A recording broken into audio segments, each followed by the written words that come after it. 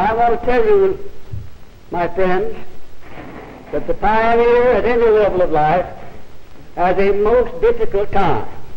I went from one publisher to another, and most of them wouldn't even give me an interview.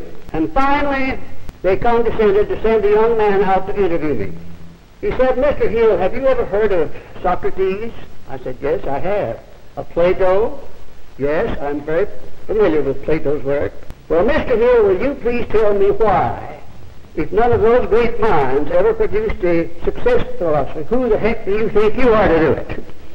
Well, I got up and picked my manuscript up and walked away.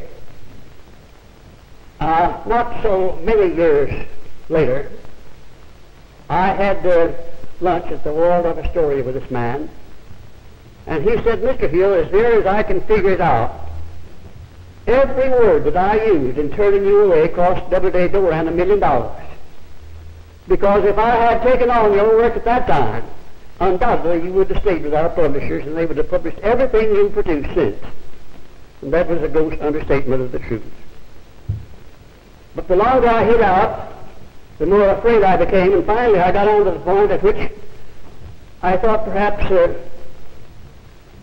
my philosophy wouldn't work. And one night I left the home where I was staying, walked up to the top of the hill to the schoolhouse and started walking around it. And I said to myself, "There is a way out of this, and I'm going to find it before this night is over. There's a way out of this, and I'm going to find it." And all of a sudden I was stopped in my tracks, if somebody had been standing in front of me. And the thought came that this is your big testing time. You'll find out now whether you can make your philosophy work for yourself. And if you can't, burn those manuscripts and never be guilty of publishing them or offering them to anyone else.